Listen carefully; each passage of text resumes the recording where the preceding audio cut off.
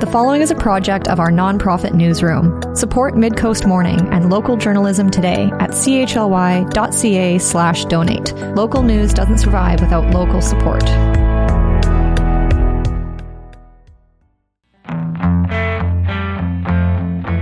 Hello and welcome to Midcoast Morning.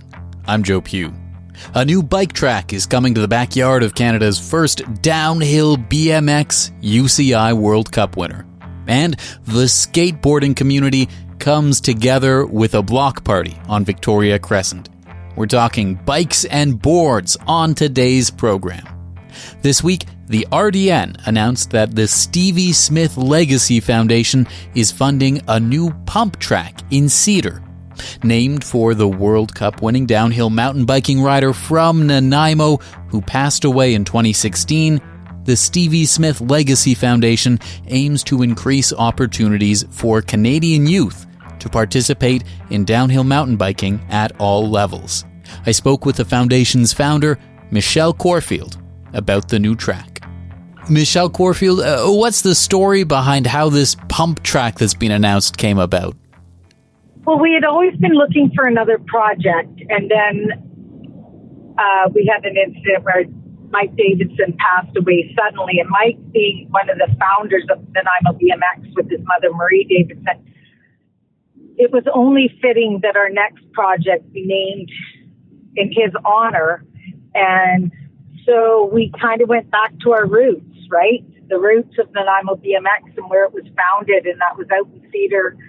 And so we just, we reflected on what was important to us as a foundation, who was important to us, and how we could honor them. So our next build is in the name of Mike Davidson for all the work that he had done to establish Nanaimo BMX and ultimately had supported us throughout the entire foundation's history. For those who aren't familiar, could you tell me what exactly is a pump track? So a pump track in our instance is a paved track. So it's an all-weather track that can be used 365 days of the year if the kids so choose to shovel the snow off. That one day we might get it. It is literally all year-round usable park. And could you tell me a little bit more about the foundation's namesake, Stevie Smith, who I understand went to school in Cedar? Yes, he graduated from Cedar, and I think he's coming back to haunt them now. So Stevie Smith was, of course, as you know, a world champion downhill mountain bike racer that we lost suddenly several years ago now. And he started at Nanaimo BMX. That's where his roots began. And so through that and through the connection to the Davidsons and then on to mountain biking, yeah. And now we have the big park at Devon in his honor. And can you share more about when this park will be all done construction and opened up? In 2026. And of course, we started asking the RD over a year ago now to get the land. So that just actually happened through granting with the school district. So now that end is complete and we have the land secure, now it becomes about build windows. So we're looking at spring of 2026. Spring of 2026 for when it's time to maybe cut the ribbon and folks can cycle on the track? Yeah.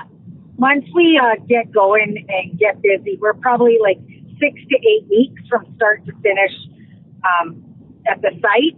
So we should have her done for sure spring of 2026.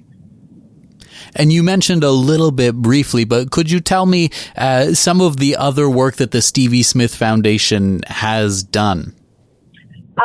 We have, of course, we built the bike park at Devon Park. We also are heavily involved in the jump park at Barsby School. And now we're focused on this build, but we've been advising other communities that have been putting in pump tracks and parks, which we were great supporters of. So, and also we do our yearly Crankworks, where we support young riders, amateur athletes that are coming up through the ranks. What is the state of BMX infrastructure in Nanaimo? Are there any things that are kind of still on the foundation's horizon, things you're looking to get built? Well, I can't say we're looking to build anything new other than this bike park in Cedar. What I would like to see happen is the continued efforts by the city of Nanaimo, the RDN, to continue to build places and spaces for kids to ride bikes that are safe. We have a world-class BMX facility. We've got a world-class pump track facility. Our jump park is world-class. And we just need to keep investing in our youth to ensure that they have safe places to go and play.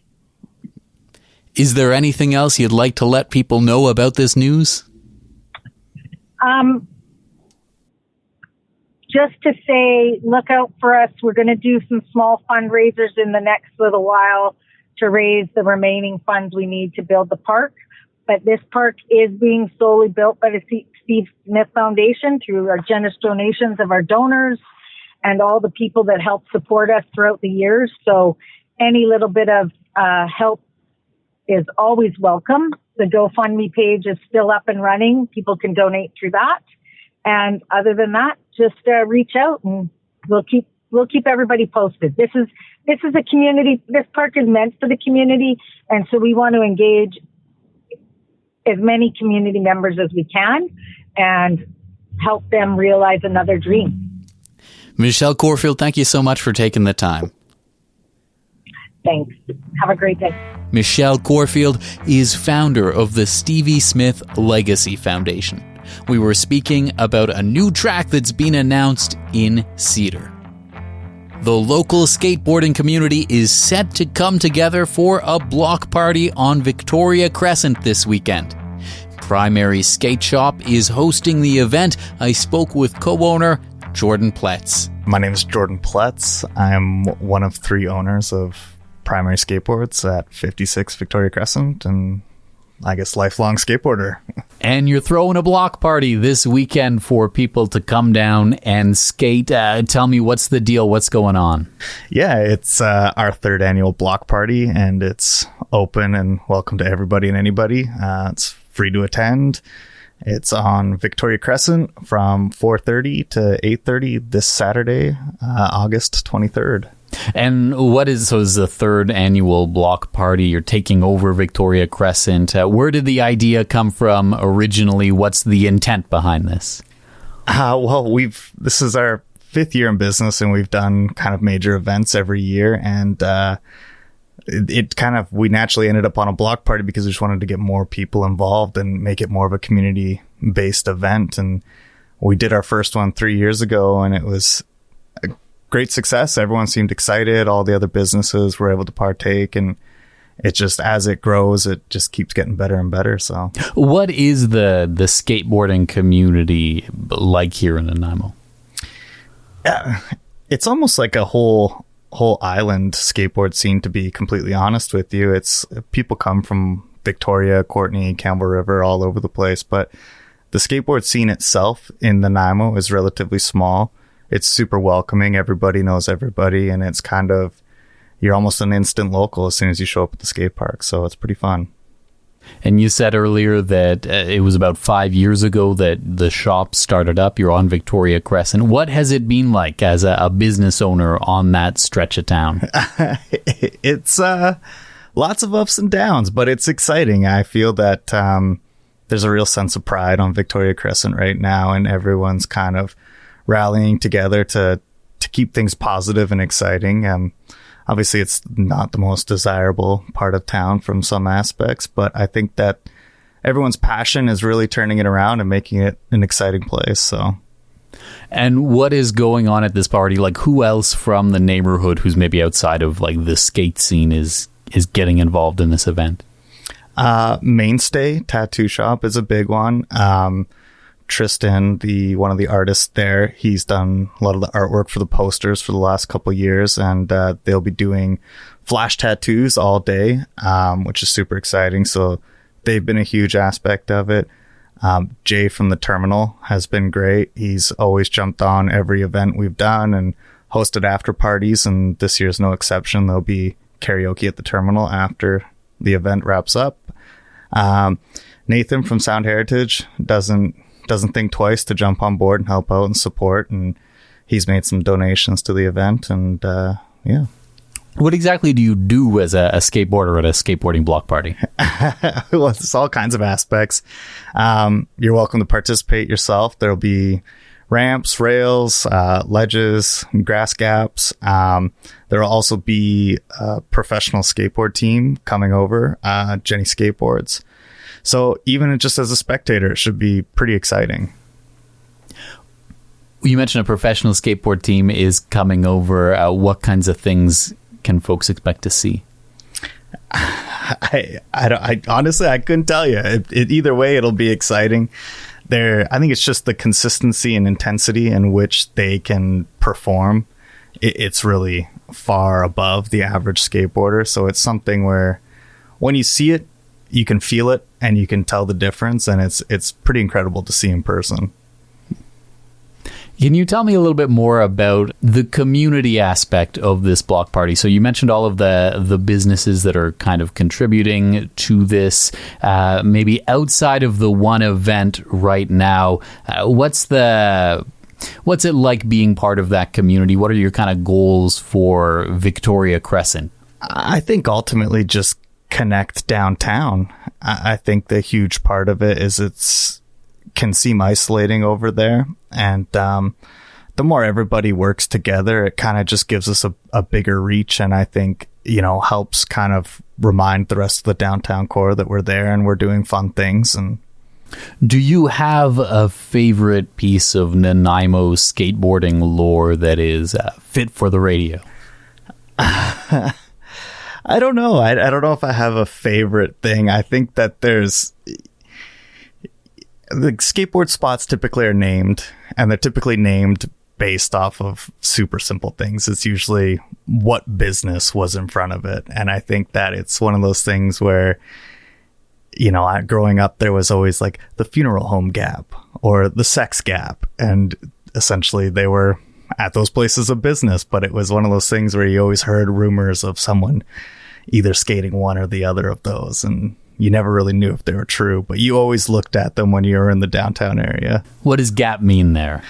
Essentially, it can be anything. It can be over a patch of grass. That would be like a flat gap, or if there's an element of some sort of drop to it, right? Anything where you're clearing over some obstacle is technically a gap.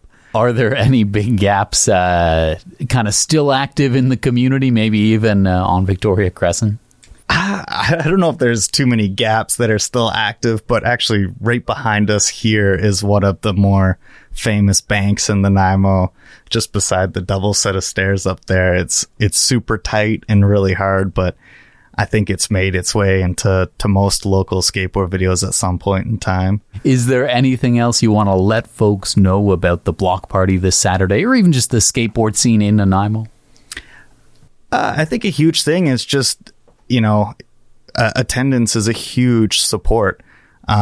These events don't happen without sponsorship, and just pure numbers of spectators drive that sponsorship. So it's, if you have at all any curiosity about skateboarding, about the event, or even just Victoria Crescent or Primary Skateboards in general, and any of the other businesses on Victoria Crescent, I welcome everyone to come down and know that just coming down for half an hour and just cruising around is a huge support and allows us to keep doing these events and hopefully introducing some more people to skateboarding. Jordan, thank you so much for coming on down to the studio. Thanks for having me.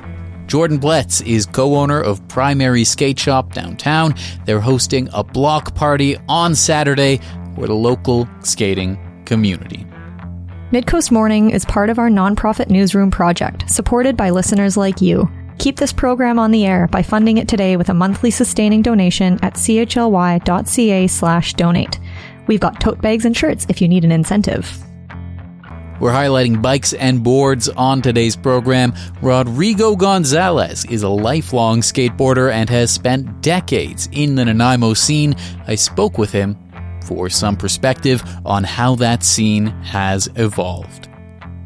My name is Rigo Gonzalez, and I've been a skateboarder and skateboard photographer in Nanaimo in and around Nanaimo, all over the island, but centered in Nanaimo for the better part of 25 years, I guess. Overall, I guess I've been skating close to 40 years now, basically dedicated my life to it. In those 25 years that you've been skating in Nanaimo, how have things changed? How have things evolved? Things have changed and evolved drastically. When I first got to the area, it was, maybe 2003, I think. And there was plenty of skaters around. There was the old skate park, like the bowl behind the curling rink, which is, of course, that's the sort of the heart and soul of the downtown Nanaimo skate landscape. But that was it. And that place, that was the meeting place, the crossroads, the everything. There was a shop when I got here called DNA, which is like on, Old City Quarter.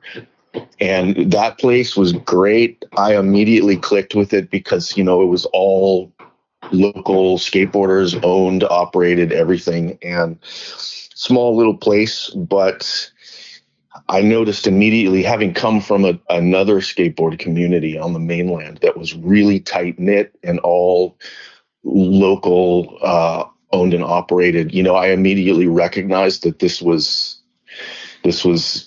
something special. This was a really tight little community, not huge, but very enmeshed. So, things kicked off well. I think at the time there was also a indoor skate park called Flipside, and it was a little bit out of the way, but they had some fun stuff to skate. So between those three, say, organs, if you will, the heart, the brain, and the stomach, or whatever, Nanaimo had a good thing going. It was a sort of a nascent scene here, not like the mainland where there's just crazy amounts of people and lots of skate parks everywhere, but there was definitely a fertile environment here. So that was 25 years ago. If we fast forward to today, a couple of years ago, there was a new skate park that opened in Harewood. What other developments have there been? What's the scene kind of like now? So the scene now, it's not just Nanaimo, but skateboarding in general has had, a polar shift, really, all over the world. So, like I said, when I got here, there was really just the bowl. And now, fast forward, there's 4 skate parks within 15 minutes of downtown. Pioneer Park was the first one, and that was completed probably around 2004, I think. That was a breeding ground for the generation at the time. So that skate park is responsible for sort of cultivating an entire generation of really good Nanaimo skateboarders. Pioneer Park has to get a special shout out because, that was the first, newest, greatest thing, and really helped grow the community. And of course now, the Harewood skate park, that bowl there, like everybody on any given day has a huge variety, and it's really wonderful. It's really great, like how much the skateboarders in this community have come together to raise funds and really get things going so that we can have not just one or two, but for a town of 120,000 people, we have 4 skate parks, which is pretty great, actually. And it hasn't even been that long. 20, 25 years, right? What do you think people need to know about the community of people who are skateboarding? And doing my research and, and just living, I have the idea that like maybe 20, 25 years ago, there was this real perception that people who skateboarded were a bunch of punks, and that's really evolved and changed. I don't know. Can you fill me in on that?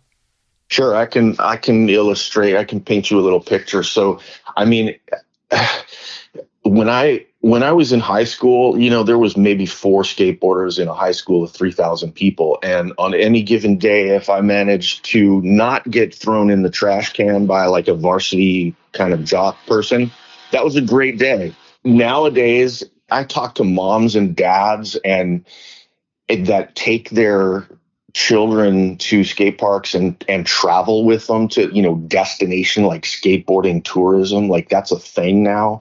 Yeah, it's entirely different. I mean, it's gone not only from sort of a pariah activity, really frowned upon. I mean, I had to hide my skateboard from my parents so they wouldn't like run it through the table saw, that kind of thing. And now, I talk to parents that have the means, and they go to Japan and they go to Brazil and they go all over the States to visit different skate parks and meet new people and go look at all the different local shops. And of course, we got the Olympics now. I mean, this was really difficult for a lot of us to wrap our heads around, but it like I said, it's a polar shift.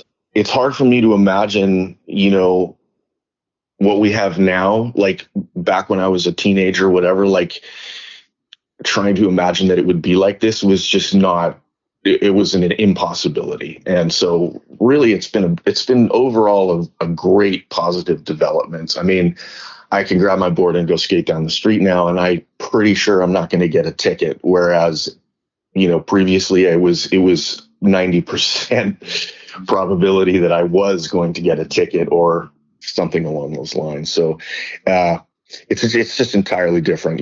Parents are generally the ones that I meet. I mean, that they support their kids doing it, and that's the fundamental shift, I think.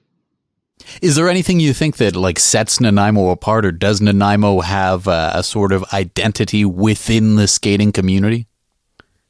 Yes, it does, and it's probably wouldn't come as a huge surprise, but Nanaimo in general, I've noticed, I've lived in a bunch of different cities and different countries and stuff. And Nanaimo, I've noticed it's a gritty little city, in many ways, it sort of punches above its weight class. And it's known as kind of a gnarly place to skate, like in terms of street skating, and also the quality of the skaters here. Like there's it seems like all the street spots, at least previously, were fairly difficult to skate. Like there was a lot of really rough surfaces and some rough characters too. And it kind of, the whole Nanaimo thing is like I like the word gritty because it's rough. It's a rough surface, and I found that the people that I like to skate with and that we used to take around to all the spots and everything, they generally were from kind of rough backgrounds, and they had that much more dedication and perseverance, and are sort of willing to go to the extra lengths to maybe get a photo. Or I mean, I've shot photos on rooftops in this town and literally like places that we've had to dig out from a foot of refuse or whatever. Skaters have typically been willing to build, DIY kind of obstacles and, abandoned places. And it's great because typically, skaters kind of tend to be lazy people. So if it's not easy, then they'll just move on to something else. But Nanaimo, I've noticed there have been, and I hope they continue to be, people that are motivated and inspired to actually make skateboarding better in this town, with or without the help of, corporate sponsors or civic money or whatever. So that being said, there is a corporately sponsored block party going on this weekend. Yep. Are you going to be checking it out? I'm going to be there. I'm going to be shooting photos the whole time. Yep. What do you think are some of the things that, the skate community is going to be coming together to celebrate at that event? Well, okay, for one thing, like from the bulk of my experience skateboarding, getting sponsors together and getting a city on board to shut down an entire block to have a skateboarding event it's rare.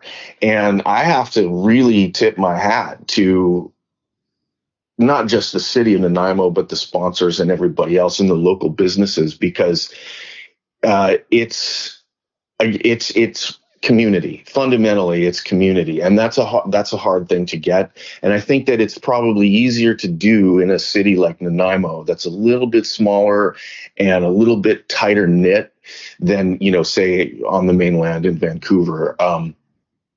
It's a great feeling when, I know, 3-4 owners of businesses on that block, and the city is willing to do what they want to do. And, it's centered around skateboarding.